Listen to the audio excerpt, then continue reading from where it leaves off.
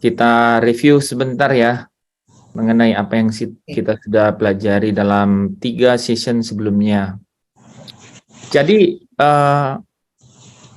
Allah punya rancangan, ya, Allah punya rancangan, dan tidak ada rencananya yang gagal. Karena apa? Karena Dia sanggup melakukan segala sesuatu. Ya, nah rancangan itu untuk orang-orang umat pilihan, ya, itu adalah rancangan damai sejahtera. Tetapi bagi dunia ini, ya, yang menolak jalan, ya, untuk didamaikan dengan dirinya, itu adalah rancangan kecelakaan, ya, itu adalah rancangan kecelakaan. Nah, memandang atau mensikapi, ya, bagaimana kita melewati setiap hari, ya, setiap waktu, setiap momen, ya, apa yang kita hadapi di tengah-tengah aktivitas, di tengah-tengah panggilan kita, di tengah-tengah kesibukan kita, waktu yang kita diberikan, di tengah-tengah cita-cita, ya, inovasi, ya, di tengah-tengah inisiatif-inisiatif, ya, yang kita, kreativitas yang kita punyai. Kita perlu memiliki standpoint atau cara pandang, gitu ya, supaya saya dan saudara itu hatinya tidak gelisah, gitu. Nah, kita harus tahu apa yang menjadi jalannya Tuhan atau rancangannya Tuhan untuk orang-orang yang sudah memilih jalan Tuhan, kan gitu, kan?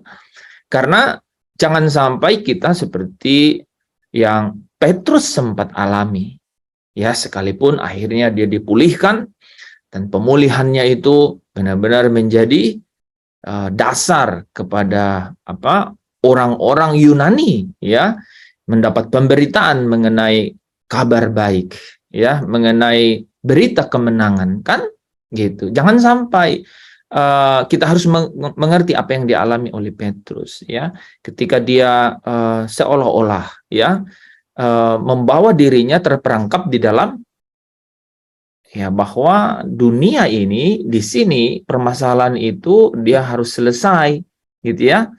Nah, Allah melihat bahwa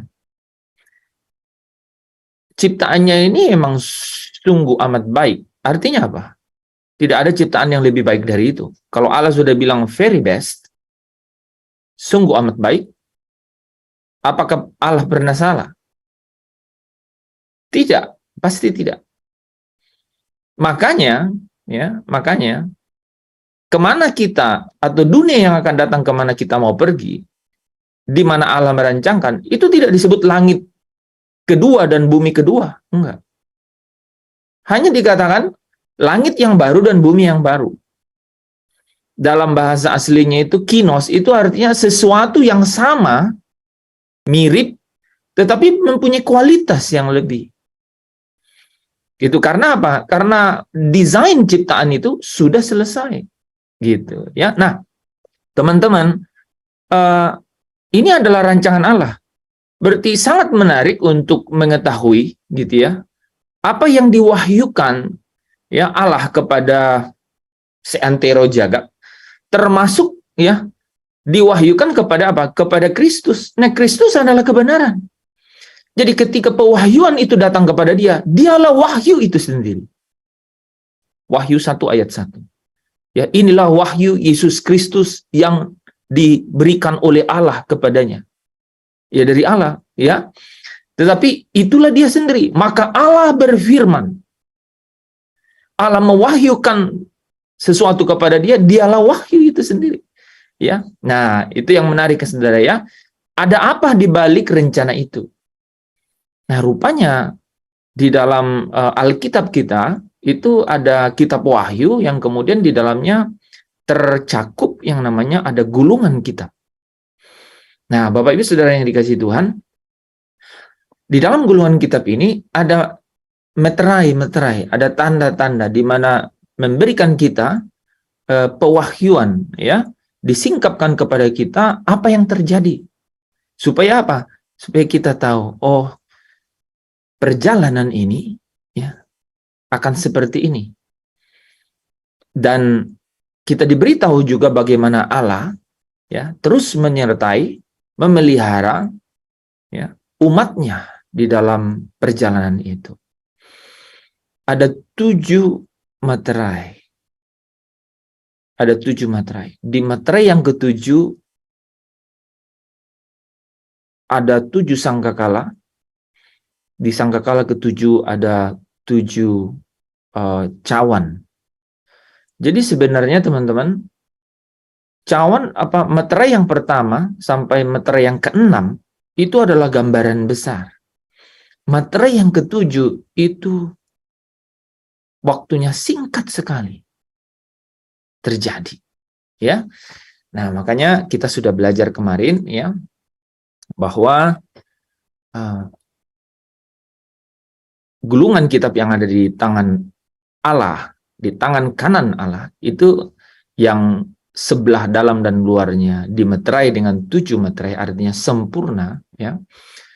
Itu diberikan atau diterima oleh anak domba, ya, oleh Yesus Kristus. Artinya dia yang telah disembelih, dia yang telah seperti domba yang dibawa ke pembantaian, yang tidak menolak, artinya memang merelakan diri untuk jadi korban, ya, untuk jadi korban. Dia menerima gulungan kitab itu, dan itu artinya itulah pewahyuan itu, itulah kebenaran itu. Nah, dialah sang kebenaran itu sendiri.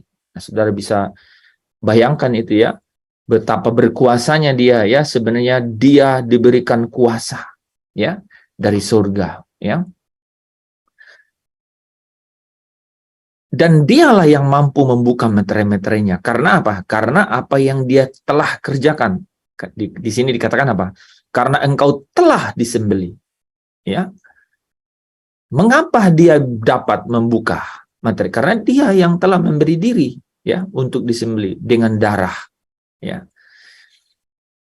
Dan dengan demikian dia yang telah menebus saudara dan saya, membeli mereka bagi Allah ya. Dari setiap suku, bahasa, kaum, dan bangsa. Nah, kita lanjut ya. Gulungan kitab ini mengenai apa, saudara? Di dalam luarnya ya, penuh, dimeterai dengan 7 rancangan yang sempurna. Bagi seluruh dunia, tidak ada yang terkecuali, tidak ada hal yang di luar ini. Ini adalah kesudahan dunia, ya, di segala zaman. Ya, dari awal sampai akhir, semua di dalam.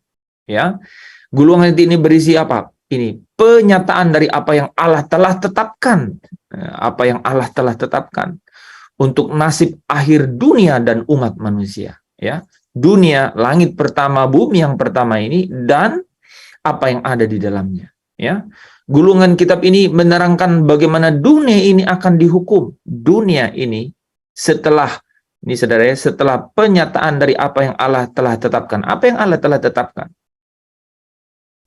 Pertama apa? Allah menetapkan satu umat. Ya. Untuk menempatkan mereka kudus, tak bercacat, tak bercelah. Ya. Yang kedua apa? Allah menetapkan satu hari nanti dunia ini lenyap. Ya. Allah menetapkan. Bahkan Allah menetapkan dunia ini ya untuk binasa. Allah menetapkan dunia ini untuk satu hari yang namanya hari penghakiman. Itu ketetapan. Ya, saudara. Nah, jadi gulungan kitab ini menerangkan bagaimana dunia ini akan dihukum, menggambarkan kemenangan dan menggambarkan kemenangan akhir dari Allah dan umatnya atas segala kejahatan. Saudara bisa lihat selalu ada 2, rancangan damai dan rancangan kecelakaan. Selalu ada 2. Ya, oke. Nah, kita sudah bahas ini kemarin kan, bahwa bagi orang percaya gulungan itu melambangkan rancangan Allah untuk keselamatan mereka. Ya, kita tidak usah baca ulang ayat-ayat ini ya. Menurut Paulus itu rahasia yang Allah telah tetapkan sebelumnya. Menurut Petrus bahkan malaikat-malaikat pun ingin mengetahuinya. Jadi luar biasa, di surga ya tidak ada yang dapat membukanya. Ya, kecuali sang anak domba, ya. Nah, kita lanjut ya, saudara, bahwa gulungan kitab ini adalah untuk penebusan umat pilihan dan penghakiman dunia ini.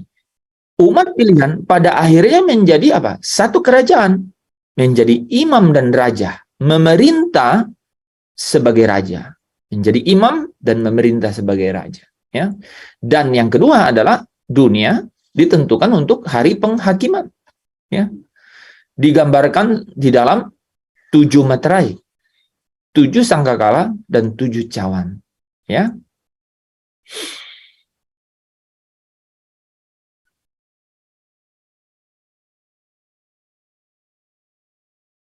Jadi ada 7 materai, ya, yang terdiri dari 7. Di materai yang ke-7 ada 7 sangkakala, dan di sangkakala ke-7 ada 7 cawan. Ya. Nah, kita nanti akan bahas mengenai, kita akan lihat di mana sih kita menyongsong Tuhan di angkasa, di mana Tuhan akan turun dari surga, yaitu peristiwa yang disebut rapture, ya, pengangkatan. Ya. Kita harus selesai dulu membahas ini, di dalamnya pasti kita akan ketemu nanti, ya. Nah, kemarin kita sudah bahas ini, ya. Materai pertama itu kuda putih. Menggambarkan mengenai apa? Pergerakan penyebaran Injil, ya. Di sini yang menarik adalah kuda putih itu adalah orang percaya. Nah, muncul kan. Jadi ini materai pertama langsung bicara mengenai ada umat pilihan, yaitu orang percaya.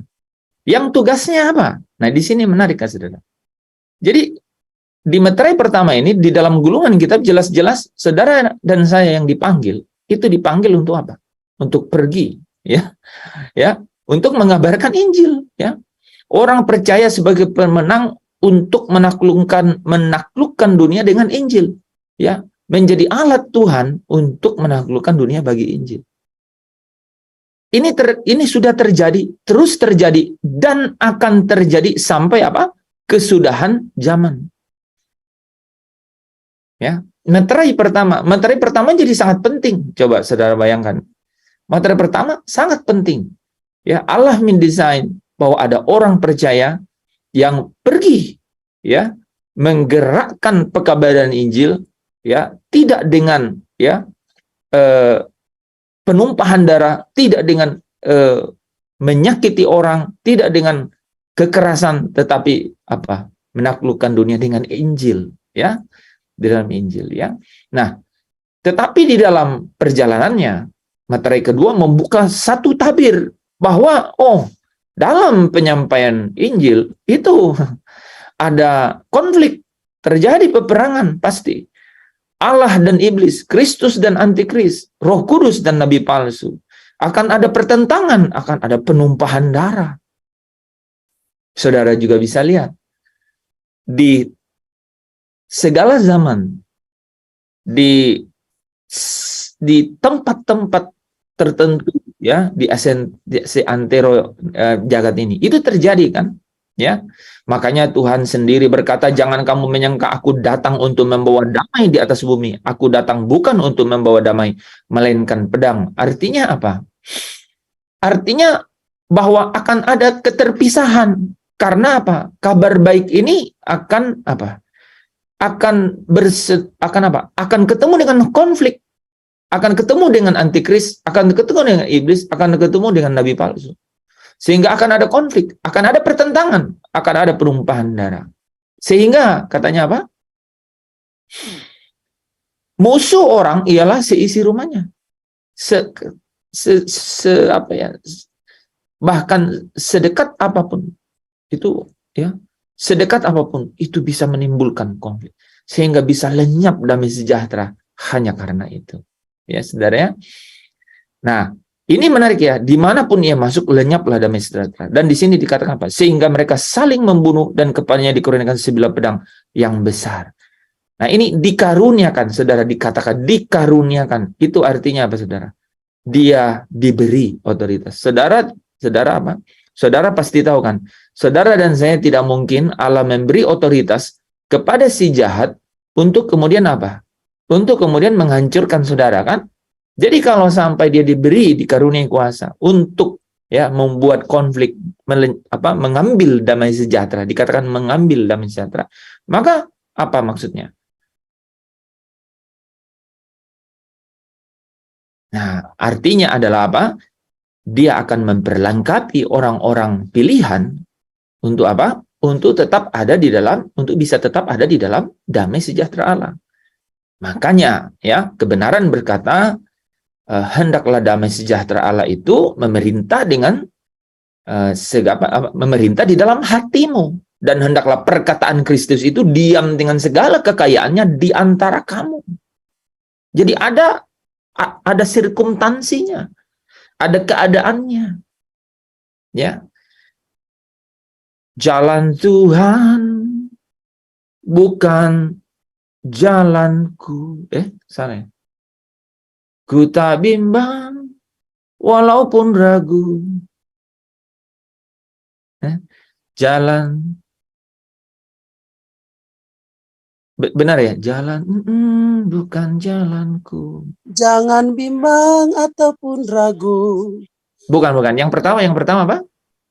Jalan Tuhan bukan jalan. Oke, udah betul ya.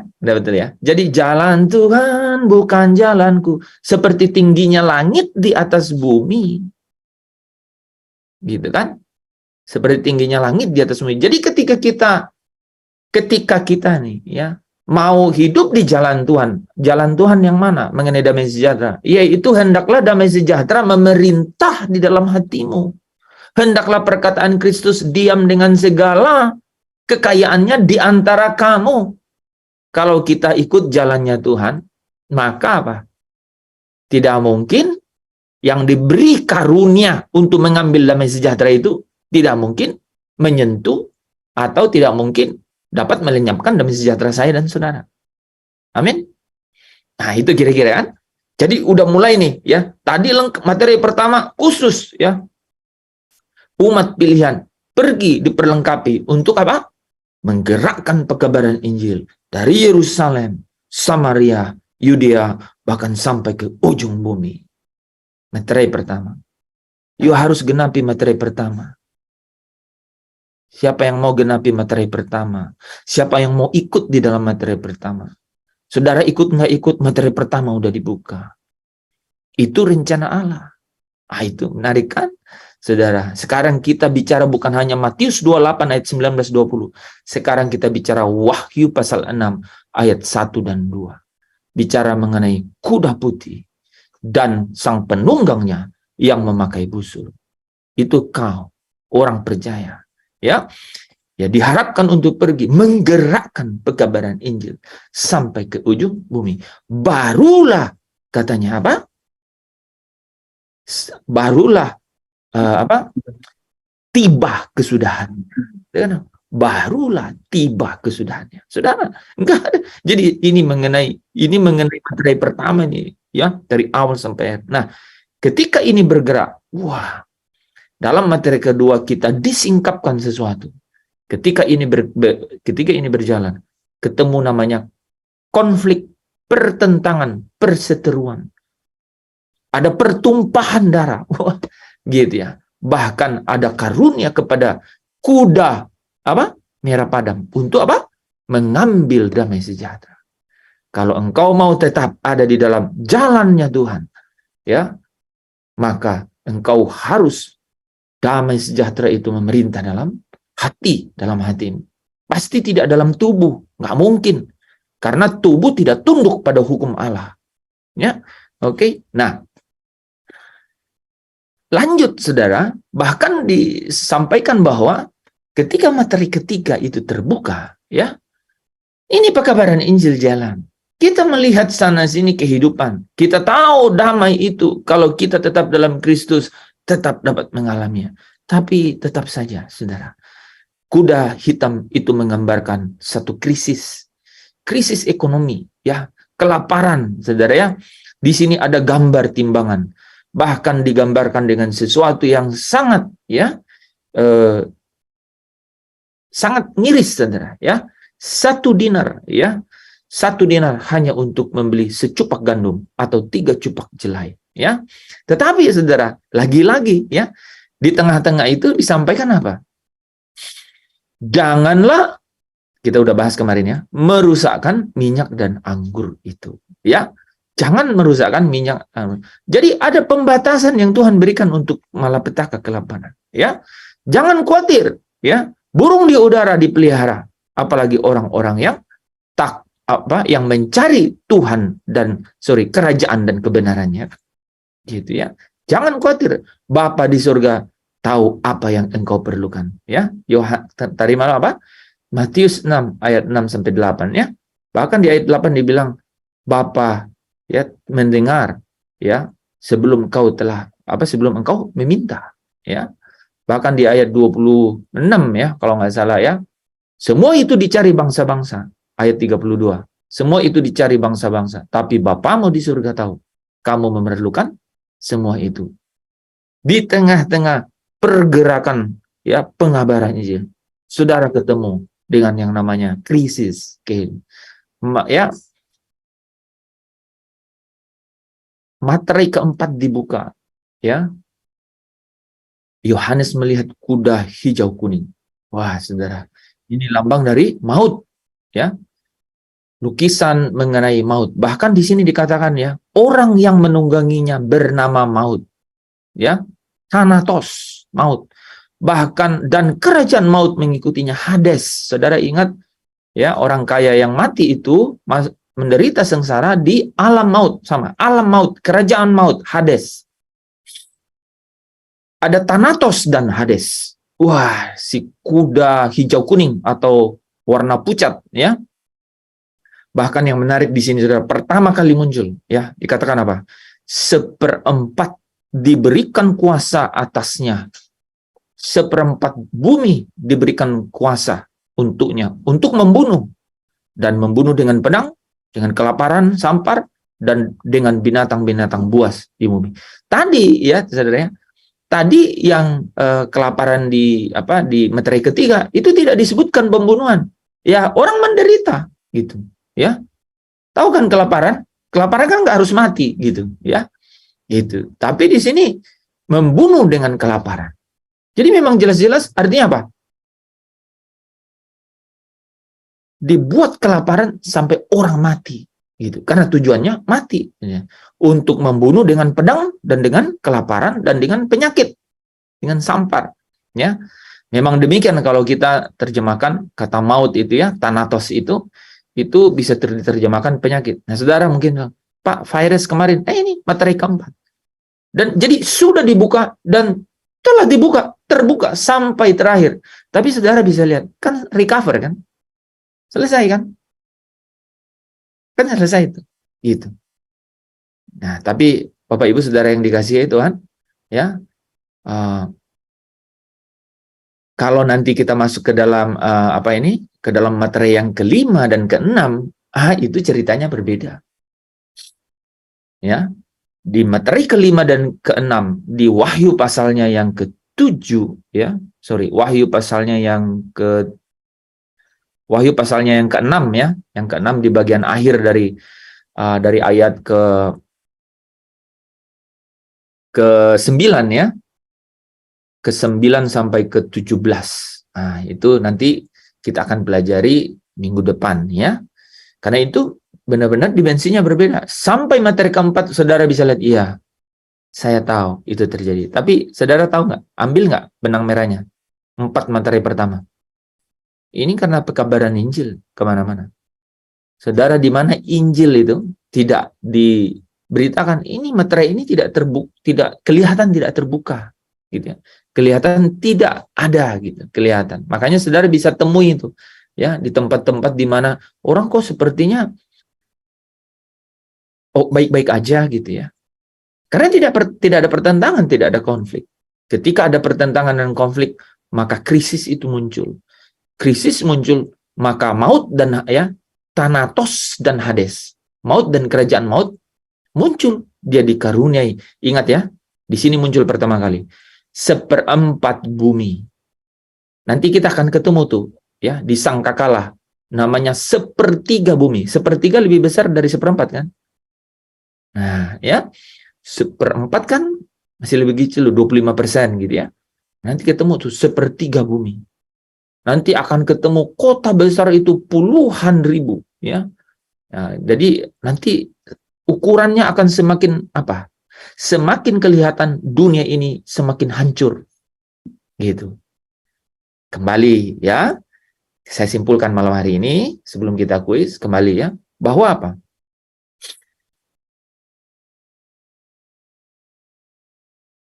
Gulungan kitab itu ya, itu bicara mengenai apa yang Allah sudah tetapkan. Dan ada dua hal yang Allah tetapkan. Allah memilih satu umat ya untuk ditempatkan kudus, tak bercacat, tak bercela. Itu rancangan damai sejahtera Allah. Ya. Dia mengirim Yesus, mengutus Yesus di dalam daging ya, supaya setiap hukuman yang harusnya ditanggungkan pada daging itu selesai di dalam Dia. Di dalam kamu juga yang ada Roh Kristus. Yang kedua, Allah menetapkan bumi ini satu hari untuk penghakiman. Dan itu punya cerita. Nah, saudara bisa lihat ya. Ya, ceritanya mulai. Wah, ceritanya tuh baru mulai di materi keempat. Ketika apa? Maut dan kerajaan maut dikaruniai, diberi kuasa ya, seperempat dari bumi untuk membunuh. Rencana kecelakaan. Tapi Allah berjanji, ya, aku tahu rancangan-rancangan yang ada padaku mengenai kamu, yaitu rancangan damai sejahtera dan bukan rancangan kecelakaan. Nah, ini saudara akan memberikan kita itu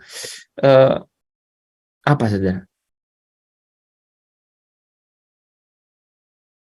Rema, ya, rema, ya. Di tengah badai tofan dunia ini kita tahu dari kebenaran itu. Nah, kebenaran-kebenaran seperti itu bagaimana menurut saudara? Dia akan apa? Dia akan membebaskan kita dari belenggu filsafat dunia, kan? Betul nggak? Gitu. Bahwa dunia kalau begini loh. Saudara akan bilang, ya gue udah tahu kali. Hah? Saudara bisa bilang, tidak ada lagi yang rahasia bagiku. Woi, saudara, bayangkan, saudara seperti orang bodoh. Saya dan saudara itu seperti orang bodoh. Sok tahu, sok tahu. Tapi sok tahunya kita luar biasa. Ada dasarnya yang tidak tergoncangkan itu. Ini kebenaran. Saudara kalau mulai masuk jadi rema, saudara kuat. Ya. Sampai saudara bisa bilang, nggak apa-apa. Besok apapun yang terjadi, I will see. I'm going to see. I'm the first man going to see. Aku orang pertama pingin lihat. Aku mau lihat Tuhanku. Wah, kan gitu. Aku melihat Tuhanku berkuasa. Itu yang ingin saya transfer kepada saudara. Itu yang Tuhan ingin pesankan. Ya, bukan kemudian kita tahu, oh, kamu tahu nggak, kuda hitam apa, kuda putih apa? Bukan. Kita jualan kuda kalau begitu. Ya, bukan sampai di pengetahuan. Ya, ingat ya, ingat. Dengan saudara tahu ini, ini membawa saudara kepada kekuatan batin yang luar biasa. Sehingga ku kan berdiri di tengah badai dalam kekuatan yang kau berikan, ya kan?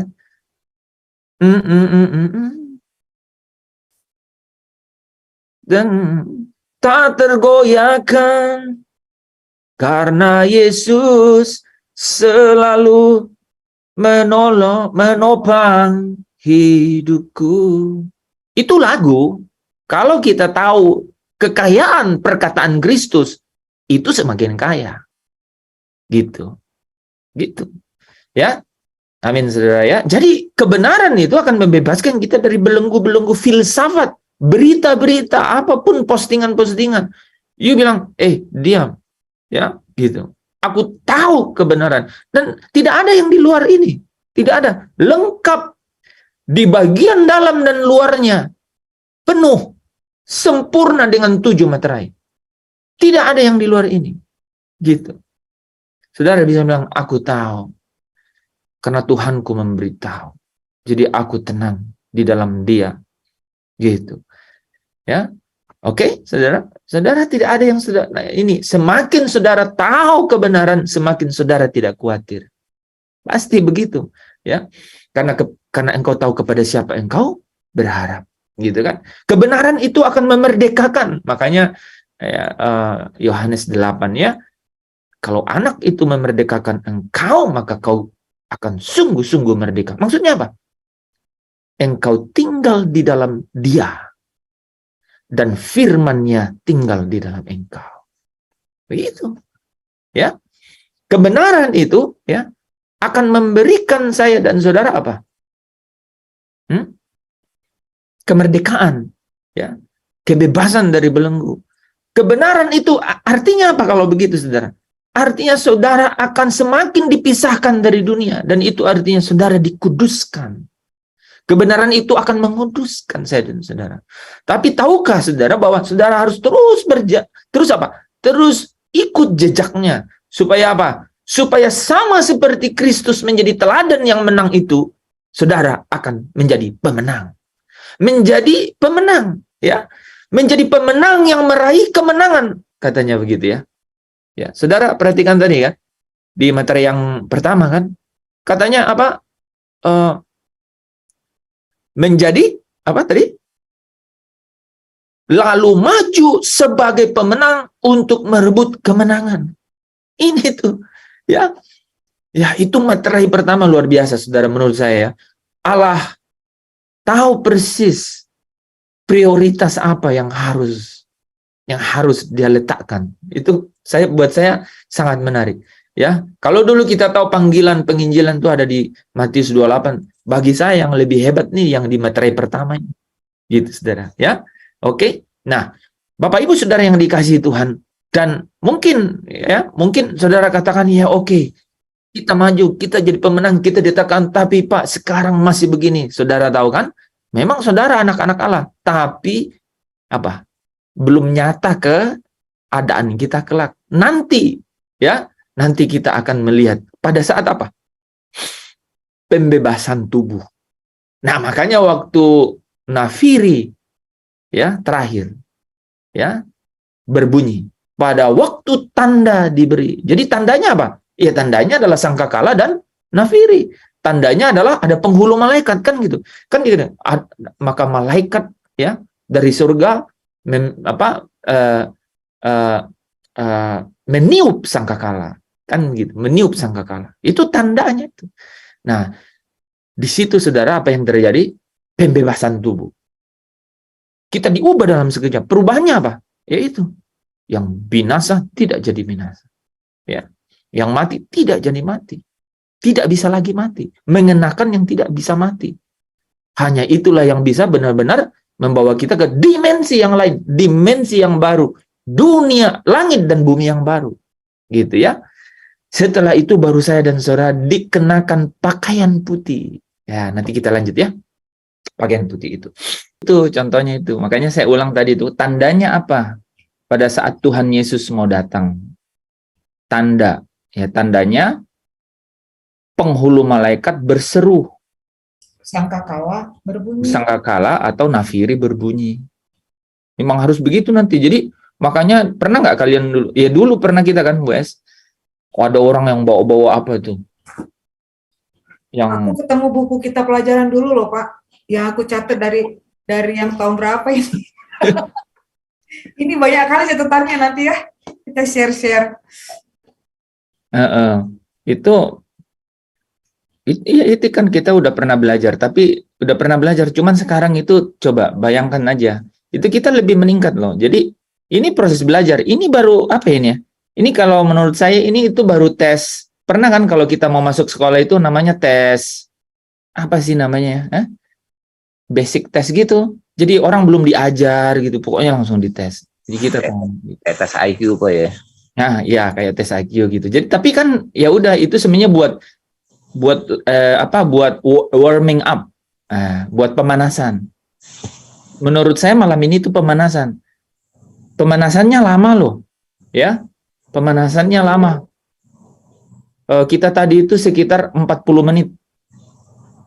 Tadi pemanasan cukup lama. Jadi setiap soal cepat loh, terasa Pak. Tapi lumayan kan, nggak terlalu terburu-buru kan? lumayan.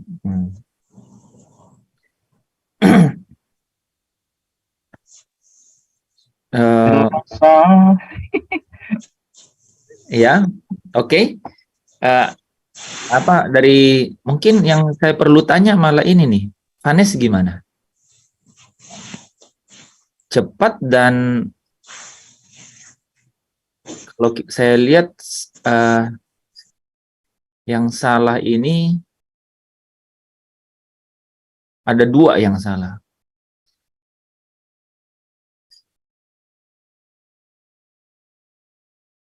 Gimana? Kasih komentar. Vanes, ya. Komentar apa? Loh, ini maksudnya ini soal kan baru nih. Kok kamu bisa menaklukkan? Ini kan boleh dibilang kamu bisa menaklukkan ini. Saya sudah 2 kali loh. Teman-teman ingat nggak? Saya udah 2 kali buat soal dan dia ini selalu ingat nggak? Pertama dulu saya juga pernah buat itu. Soal yang menurut saya udah susah itu. Ya, maksudnya ya ini nggak bagus kalau saya bilang susah ya. Maksud saya cukup teliti buat soal, tapi tetap tembus. Rahasianya apa biar teman-teman bisa juga belajar? Jadi bagi.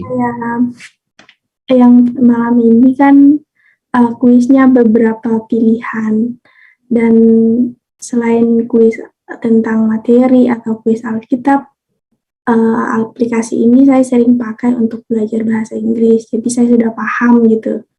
Saya sudah paham semua itunya, semua Cara-caranya. Itu, iya cara-caranya. Jadi selain dipakai di kuliah di bahasa Inggris gitu, untuk bahasa Inggris. Enggak, belajar sendiri. Oke. Ya itu, tapi itu hanya teknik aplikasinya kan, tapi materinya gimana? Kalau materinya kan yang di slide itu kan yang tadi keluar itu semua tercatat di slide dengan yang dijelaskan tadi itu, sama yang tadi siang di sel grup juga ditambahkan. Jadi saya tulis gitu, jadi saya baca ulang-ulang itu aja. Kamu dengerin nggak YouTube? Dalam satu video kadang 2 kali saya dengerin.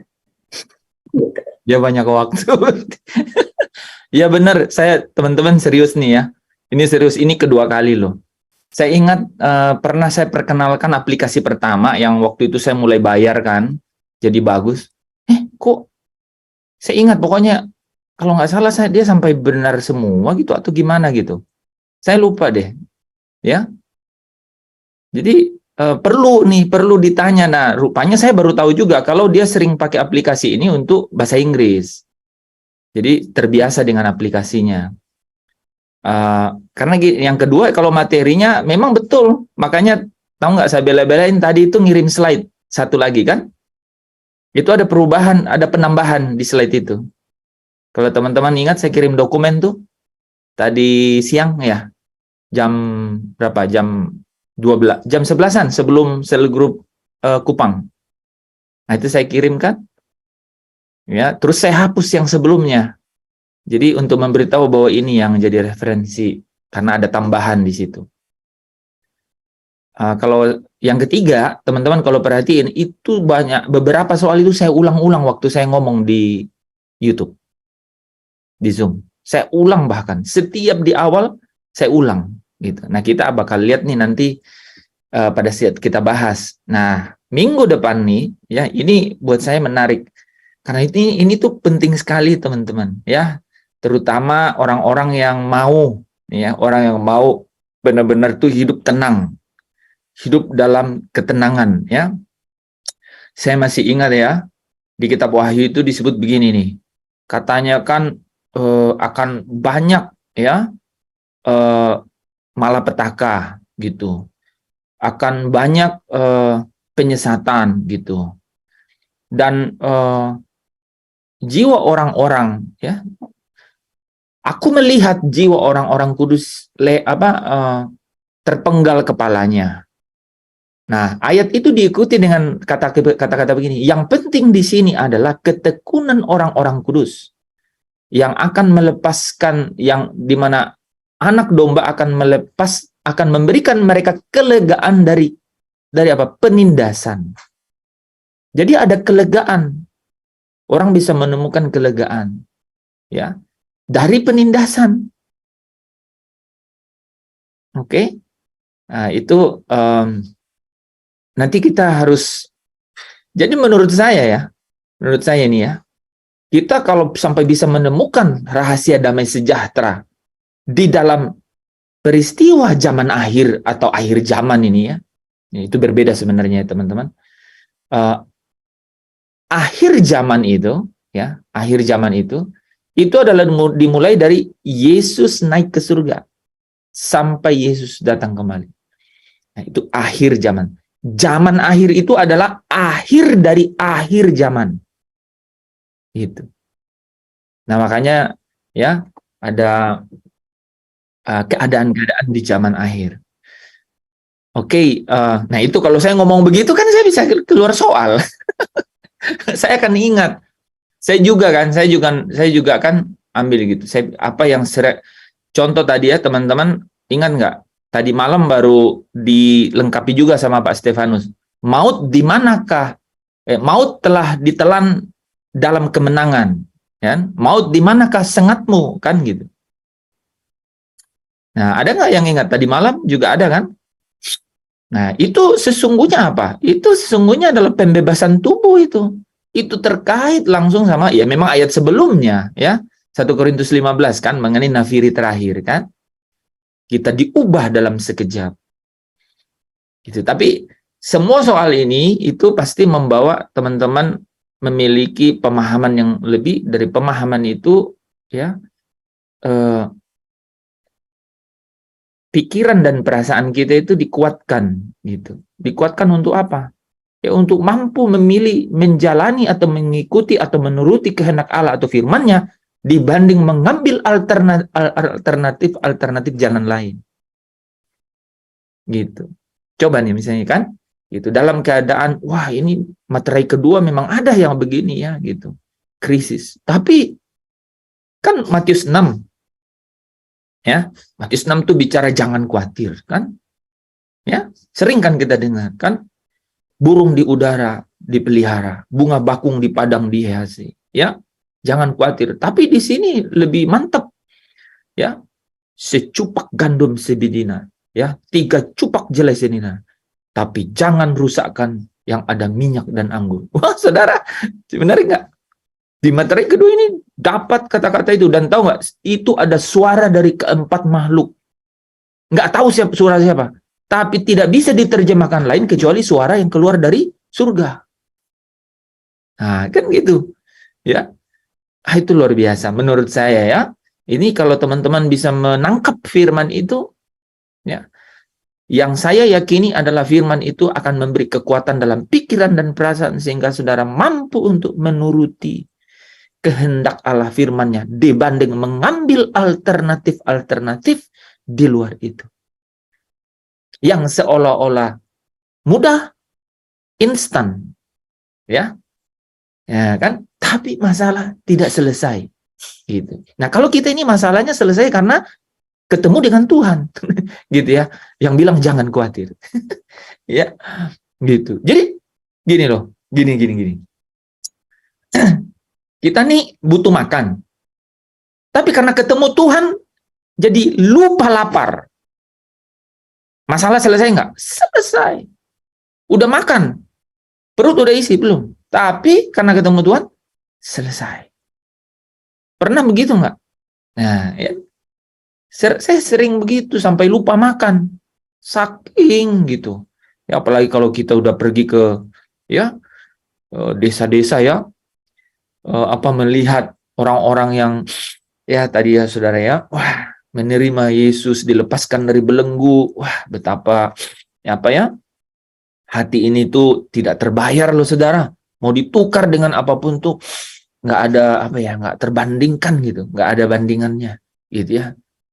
Ya saya sendiri nih ya dengan materai pertama ini tuh diingatkan bahwa Allah memprioritaskan kegerakan pengabaran Injil gitu ya. Saya senang tahu nggak di dunia medsos ini, wah di TikTok itu menarik sekali untuk seperti apa menginjil ke dunia maya ya. Kadang-kadang benar-benar ketemu maya di sana. Iya, luar biasa. Ini tahu nggak teman-teman? Saya sharing sedikit ya.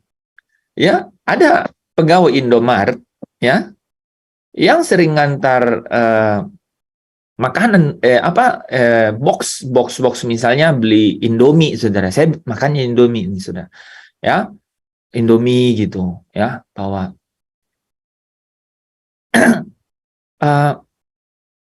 Saya kasih tahu kan, saya lagi online loh ya jam 8 ini gitu. Jadi mungkin nanti setelah itu dia bilang oke Pak, saya udah tahu.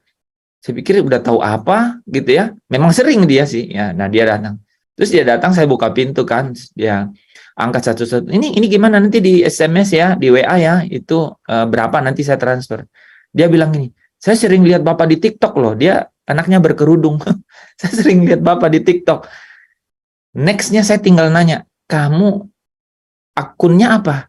Gitu kan. Jadi bisa ngomong. Saya sering lihat Bapak lo di TikTok. Oh, oke. Dia bilang apa sih? Ya, menarik ya gitu. Ya, anaknya pakai jilbab gitu. Menarik deh, teman-teman. Ada aja cerita. Ingat ya, ladang-ladang sudah menguning. Ladang itu disiapkan oleh Tuhan. Karena kita udah tahu prinsipnya kan. Kalau orang tidak dikaruniakan iman, mana mungkin? Ya, saya sudah pengalaman. Ada baptis orang berapa kali. Tapi ya artinya belum dikaruniai iman dia. Iman percaya. Gitu. Oke. Pak Tadus gimana? Ada feedback? Belum kedengaran suara Bapak? Oh, memang nggak join Pak suara audionya. Sudah ya? Sudah kedengaran. Oke, udah. Ya, soalnya sudah mewakili materi, cuma jawaban yang mirip-mirip dari mesti analisa. Analisa baru bisa menjawab. Ya. Oke. Harus ingatannya harus terus kuat. Iya. Ya, tapi yang Soalnya sudah mewakili materinya semua. oh, oke. Iya. Oke. Tapi gimana Pak? Kesan soalnya gimana? Kalau menurut saya bagus. Ya. Enggak, saya terus terang aja. Menurut Bapak susah nggak? Saya mau dengar aja yang jujur. Kalau saya tidak begitu susah, hanya harus mengingat kembali. Dan saya kira juga begini Pak Tadus, mungkin misalnya kalau jawabannya 3, mungkin Bapak tahu 2, yakin 2, yang satunya tidak terlalu yakin mungkin begitu, sehingga submit dan salah. Gitu ya. Betul. Nah ini Dorcas kasih jempol, saya pas nih mau nanya Dorcas. Dorcas gimana? Sama Pak. Iya, mungkin jawabnya pilih 2, tapi ya kok masih salah gitu ya. Itu berarti 3 jawaban. Tahu 2 yang mungkin jawabannya 3. Iya. Pernah teman-teman tahu nggak kalau ada yang jawabannya 4? Jadi saya pilih 4, ada yang salah itu. Oh, berarti bukan yang itu. Iya, tapi ya itu nanti minggu depan kita total akan bahas ini karena udah materinya di situ, hampir-hampir semua ada di situ. Karena saya tahu ini ya, perjalanan itu kan kita cuman poin-poinnya sudah ada. Pertama, gimana tahu bahwa supaya kita ini tenang, artinya orang tenang itu kalau jelas. Nah, gimana kalau kita mati gitu ya, atau kita belum mati terus Tuhan datang gitu. Terus kalau sudah begitu apa yang terjadi? Emang apakah seperti cerita-cerita orang lain Atau bagaimana ceritanya? Nah, kita dikasih tahu kan bahwa kita diberi tubuh yang tidak binasa lagi. Itu kunci itu. Di situ banyak sekali terkait kan pembebasan tubuh, ya, kemudian maut ditelan oleh kemenangan, ya. Menarik itu kan, gini. Maut, di manakah sengatmu? Sengat maut adalah dosa. Kuasa dosa adalah hukum. Itu kalau diurut-urut itu saya belum masukin soal. Itu bagus itu. Ya, coba teman-teman kan. Maut, di manakah sengatmu? Ini pertanyaan ini hanya bisa muncul ketika tubuh itu di pembebasan tubuh. Karena apa? Maut ini rupanya sengatnya itu dosa. Dosa ini kuasanya itu dihukum. Makanya di Roma pasal 7 dibilang begini. Ketika tidak ada hukum Taurat, dosa tidak berkuasa. Gitu. Ketika tidak ada hukum, itu dosa tidak berkuasa. Teman-teman tahu nggak? Sejak Adam dan Hawa jatuh dalam dosa, orang yang belum tahu mengenai Taurat itu, yang nggak tahu dong dosa. Ketika Taurat hadir, dosa itu distempel. You benar-benar melawan Allah. Kan gitu kan? Dosa adalah pelanggaran melawan hukum Allah. Ya, kitab Ibrani dicatatkan itu. Kan? Jadi memperlihatkan, makanya apa? Dosa malah mengambil kesempatan di dalam situ. Jadi kuasa dosa menurut 1 Korintus 15 tadi itu adalah hukum Taurat. Memang tidak ada hukum yang lain sih. Hanya hukum itu yang memperjelas bahwa dosa ada. Jadi dia menuduh jadinya, kamu dosa. Karena apa? Dibilang jangan mencuri, kamu dosa. Kan gitu. Ya, kan? Nah, upah dosa adalah maut. Makanya sengat maut itu dosa. Rangsangannya maut itu dari dosa. Gitu, ya. Nah, tapi dosa ini hanya bisa bekerja di dalam daging. Nah, ketika tubuh dibebaskan, nggak ada lagi. Makanya dibilang maut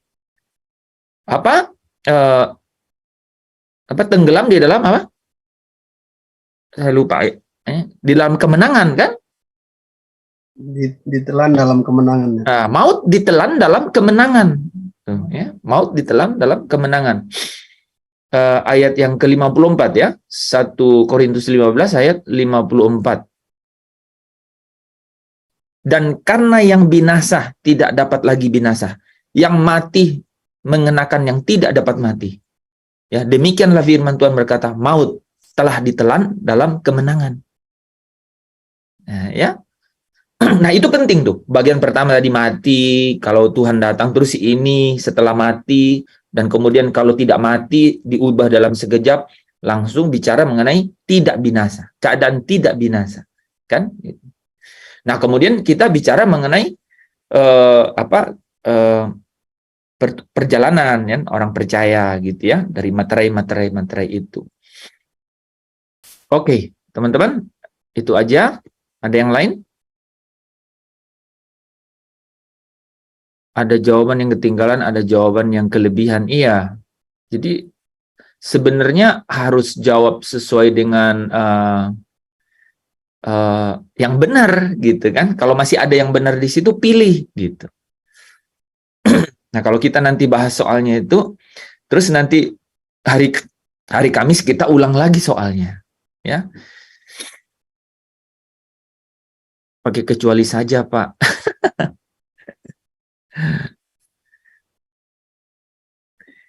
Ya, tapi ini bagus, percayalah, ya. Bagusnya itu begini, saudara bayangkan kan, oh yang mana yang saya belum tahu ya dari pertanyaan seperti ini. Ya kan, berkembangnya ke situ. Berkembangnya ke situ tuh. Oh saya udah tahu ini 2 ya. Oh rupanya ada 3. Oh udah tahu 3. Oh rupanya ada 4. Gitu. Oke. Oke, itu aja teman-teman. Persiapkan diri untuk kuis besok, karena kemungkinan Pak Lepri bisa pakai cara yang sama supaya supaya pengetahuannya bisa lebih bertambah. Yandri tadi lumayan. Yandri oke. Ya, Mira oke. Pak, tolong. Andri, Mira, oke. Ini kalau yang udah biasa ini ya, Bu Mona, Bu Esther, ya, Pak Tadus, Saya Dorka. kok kayaknya kebetulan Pak, karena dari pagi saya kan jam 5 udah bikin pempek sampai sore. Pesanan kan banyak. Jadi saya tuh nonton YouTube Bapak itu sampai nggak tahu berapa jam. Ulang lagi 13, 14, 15, 16. Ulang lagi 13, 14. Sampai saya terakhir Debbie pulang bawa fotokopi Bapak itu. Ini kan fotokopi ini kan yang fotokopi ayat-ayat ini kan slide. Iya. Saya baca sebentar udah itulah Pak. Kok Denny? Saya kan suruh dia ngeprint di kantor biar bagus. Oh ini apa siapa? Ini Debbie. Iya. Oh Debbie. Debbie kan kalau ngeprint kan dia. Iya bagus ya. Iya. Iya, tapi sebenarnya kalau dengerin YouTube itu yang udah dipotong itu Iya, dengan itu aja Pak. Tadi jawaban tuh banyak di situ loh. Saya saya itu nggak mungkin mengeluarkan soal yang di luar yang udah dibahas, nggak mungkin. Dan memang juga intensinya bukan menguji, bukan, intensinya untuk teman-teman semakin paham. Jadi sebenarnya nih waktu saya keluarkan begini, ini kan kayak di mana ya, sayang saya waktu itu belum tangkap yang sesungguhnya gitu kan? Gitu kan gitu sebenarnya. Yang paling soal kemarin, soal yang sudah lewat, nggak tahu saya ada salah kayaknya 1 atau 2.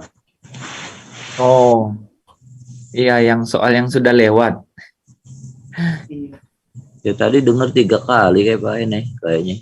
Saya pulang, saya setel lagi. Kan hujan, saya setel lagi. Setel lagi pulang. Ulang lagi.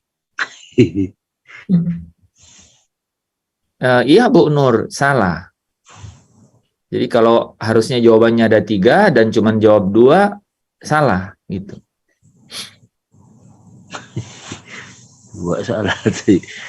Jadi coba bayangkan kan. Jadi ini tuh membebaskan kita dari keberuntungan. Jadi tidak ada untung-untungan di sini. Nggak ada untung-untungan. Contoh ya, kalau tahu nggak sih teknik pilihan ganda itu kan, kalau ini udah salah, walaupun saya nggak tahu ini benar, udah pasti ini salah, ini yang benar. Kan gitu kan? Kalau ini nggak bisa, harus benar-benar tahu, oh ini benar. Kalau nggak, ya jangan pilih. Gitu.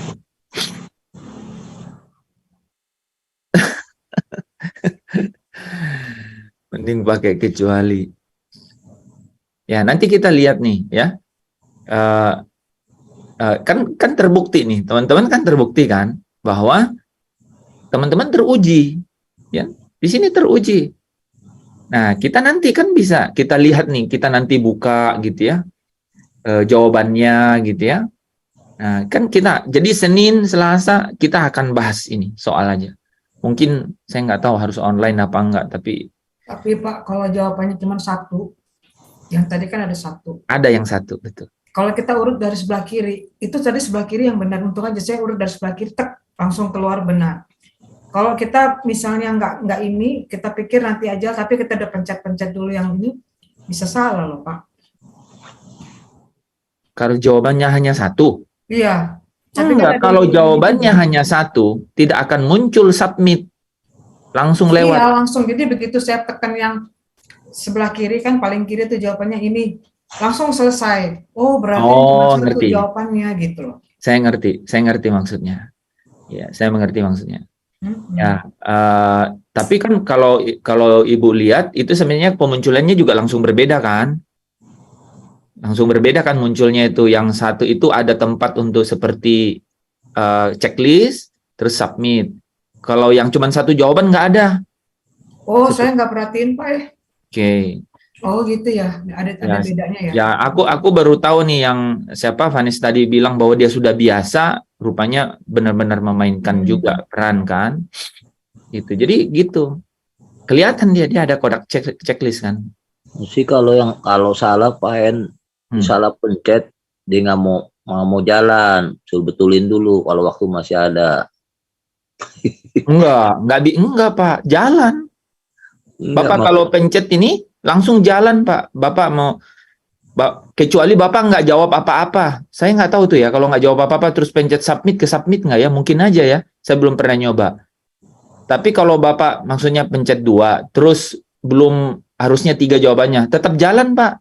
Kalau Bapak Musinya jangan jalan dulu, Pak, berarti salah. Cari lagi yang lain dulu, pilih. Gitu. Ya, kalau begitu kita ini Pak, kita itu tidak dalam proses belajar. Ini caranya, ya, jadi pasti aplikasi ini juga dibuat sedemikian rupa untuk kita belajar, kan? Jadi teman-teman bayangkan aja kan ada soal yang sama, nanti nih hari Kamis depan soalnya ada yang sama. Mungkin kemungkinan besar sebagian besar sama gitu. Setelah dibahas, ya.